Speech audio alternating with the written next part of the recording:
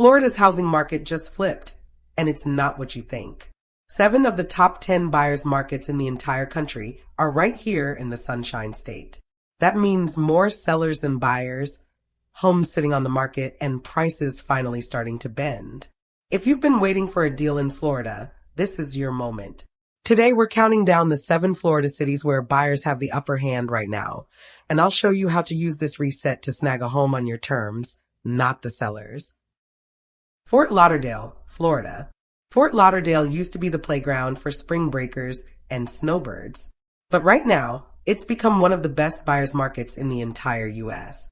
According to Redfin, Fort Lauderdale ranks 3rd nationwide, with nearly 179% more sellers than buyers. Translation: houses are piling up and sellers are running out of options. This is a big shift.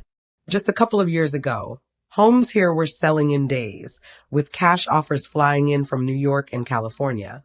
Now, listings are sitting on the market 60 to 90 days. And when a home sits that long, sellers start to sweat. That's when you, the buyer, step in with leverage. Local agents say deals are closing for about 5% under list price, with another $10,000 in concessions. That could mean money toward repairs, closing costs, or even buying down your mortgage rate. Of course, Fort Lauderdale still has its risks. Insurance costs are high, and hurricane season isn't going anywhere. But if you're looking long-term and you're ready to negotiate, you can score a deal in a city that's still highly desirable, with beaches, boating, and nonstop sunshine. Right now, buyers finally call the shots in Fort Lauderdale. Miami, the city that once felt untouchable, is now ground zero for Florida's housing reset. According to Redfin, Miami is the #1 buyer's market in the entire United States, with a jaw-dropping 197.7% more sellers than buyers. That's not just a gap, that's a canyon. Homes that used to spark bidding wars are now sitting, and sellers are learning the hard way that buyers finally have leverage. For years, Miami was flooded with cash offers from New York hedge fund types, international investors, and remote workers looking for sunshine and no state income tax. That frenzy pushed the market into overdrive. But with interest rates high and insurance premiums skyrocketing, the flood dried up. Now the supply is stacked, and regular buyers actually get to breathe. Local agents say it's common to see homes sell for about 5% under list price, with sellers tossing in $10,000 or more in concessions. That could mean help with closing costs, rate buy-downs, or repairs, things you never would have seen in 2021. Of course, insurance costs here are brutal, and storms aren't going away. But if you want Miami lifestyle without overpaying, right now is your best shot in years. West Palm Beach. West Palm Beach is usually known for luxury. Think golf courses, yachts, and neighbors who wear more jewelry than sunscreen. But right now, it's not the sellers holding the cards. According to Redfin, West Palm ranks as the #2 buyer's market in the entire country, with an incredible 182% more sellers than buyers. Note GPT_top 6 Florida cities, too. That means inventory is stacked high, and buyers finally get to play hardball. During the pandemic boom, West Palm was red hot. Northeasterners and Californians were rushing in with cash, scooping up second homes and condos sight unseen. Now, the frenzy is over. Homes are sitting for weeks, even months, and sellers who once expected bidding wars are cutting prices or offering sweeteners just to get a deal done. Local reports show plenty of buyers scoring 5% under list, plus concessions worth tens of thousands. Sure, West Palm still has high insurance premiums and all the risks of coastal Florida real estate. But the fundamentals are clear. This market is overloaded with sellers and short on buyers. If you want to live in one of Florida's most desirable coastal cities without overpaying, West Palm Beach might be the best leverage you'll ever have. Tampa. Tampa was one of the biggest winners of the pandemic housing boom.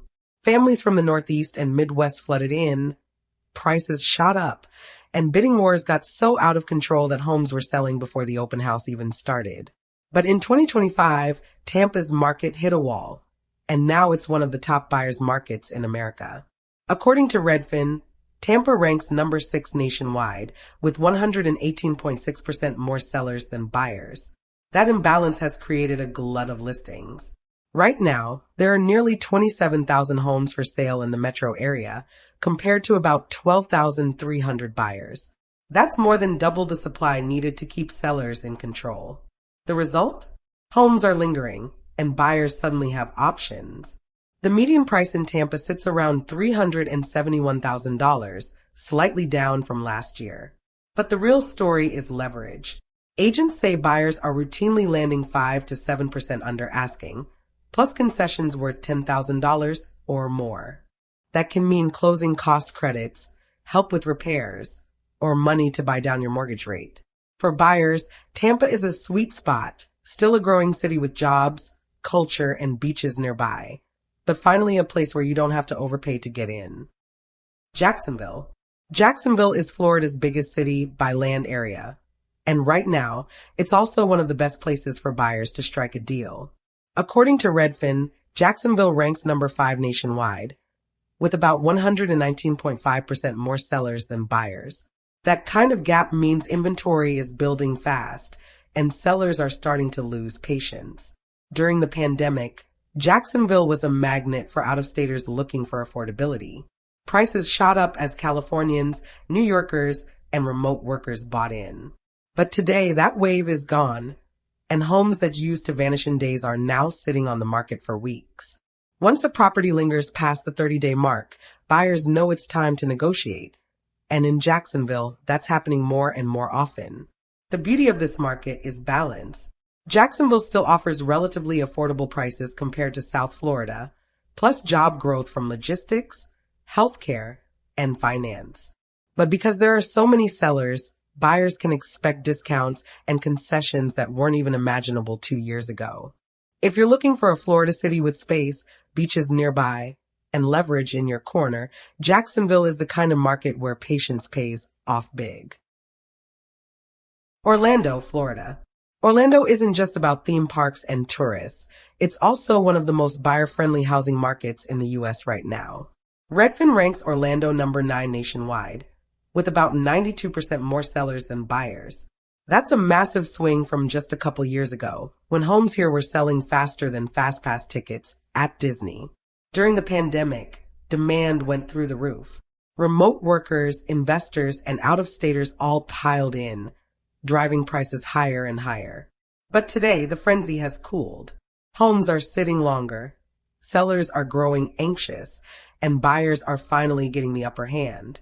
Local agents say it's common to see offers land under asking, with sellers giving away thousands in concessions just to get a deal closed. The median home price here is still more affordable than in South Florida, and Orlando continues to grow thanks to its tourism, tech, and healthcare sectors. But the leverage has shifted. Buyers can take their time, negotiate repairs, and even get help with closing costs or rate buy-downs, things that were unthinkable 2 years ago.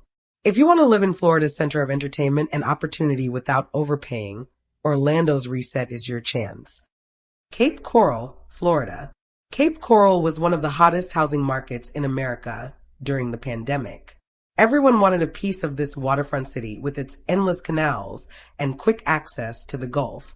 But in 2025, that boom turned into a bust, and now Cape Coral is one of the riskiest, but also most negotiable markets in Florida. The numbers are brutal. Zillow reports the median home price is down over 9% year over year, sitting around $375,000. Properties that once sold in 21 days now linger on the market for 60 plus days. Even worse, Cape Coral has the highest share of underwater mortgages in the U.S., with nearly 8% of homeowners owing more than their houses are worth. That's a flashing red light for buyers, not because the city is doomed, but because sellers are trapped and getting desperate. Add in Florida's insurance nightmare, and the pressure on this market is real. Premiums in hurricane-prone Lee County are driving some buyers away completely. But for the ones who stay, opportunity, deep discounts, seller concessions, and leverage you couldn't dream of 2 years ago. If you've ever wanted to buy in Florida but hated bidding wars, Cape Coral is your chance. Paradise at a markdown.